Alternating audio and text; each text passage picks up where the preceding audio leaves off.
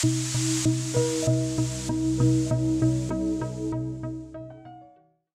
stress est souvent désigné comme une cause des problèmes de mémoire. La réussite à l'exercice 1 pouvait d'ailleurs ne pas être concluante. À l'inverse, dans un environnement favorable, calme, apaisant, il semble que la mémorisation soit plus facile. C'était le cas de l'exercice numéro 2. Pourtant, si nos sens sont peu stimulés, notre attention risque vite de s'étioler. Des études ont démontré que lorsque les hormones du stress sont sécrétées en trop grande ou trop petite quantité, notre capacité à apprendre et retenir de nouvelles informations est réduite. En réalité, nous avons besoin du stress pour le bon fonctionnement de notre mémoire. Les hormones du stress sont des messagères pour notre corps et notre cerveau. Elles nous ordonnent de réagir. Lorsque l'on regarde un peu plus près, on s'aperçoit que les parties du cerveau responsables de la formation de nouvelles mémoires sont celles où l'on retrouve le plus grand nombre de récepteurs des hormones du stress. Le système de réponse au stress s'assure de l'apport d'énergie pour résister à la situation. Il nous permet également de retenir les détails pertinents de la situation pour l'éviter ou mieux y répondre la prochaine fois que nous y ferons face. Lorsque le niveau d'hormones du stress est trop élevé, il est plus difficile d'apprendre de nouvelles informations.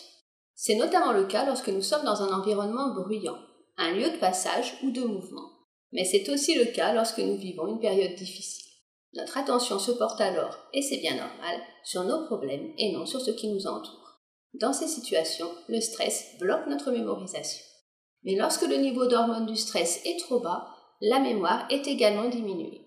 Assis confortablement dans un endroit sécurisé, silencieux, apparaît comme un endroit idéal d'apprentissage.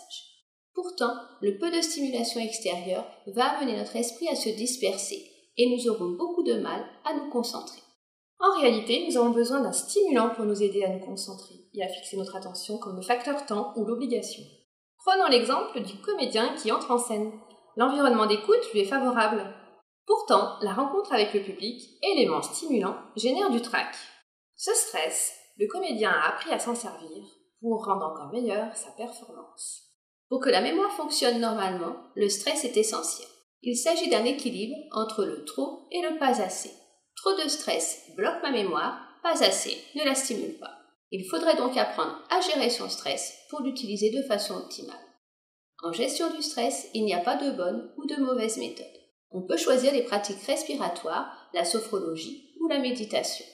On peut préférer l'activité physique, la marche active, le tai chi ou même le jardinage.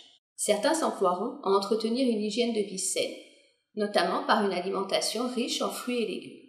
D'autres enfin préféreront chanter ou écouter de la musique, dessiner, colorier, modeler, bricoler, jouer et même papoter. À chacun sa méthode, il faut trouver la sienne. Il reste toutefois à savoir comment stimuler sa mémoire.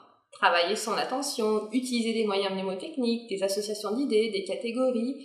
Là encore, les outils sont nombreux. Et comme la restitution et l'échange sont les moteurs de notre apprentissage, le lien social, c'est déjà un bon début. Si vous souhaitez en savoir plus sur ces thématiques ou en découvrir de nouvelles en lien avec le bien vieillir, n'hésitez pas à vous inscrire sur les ateliers collectifs de prévention proposés par nos caisses de retraite de Rhône-Alpes.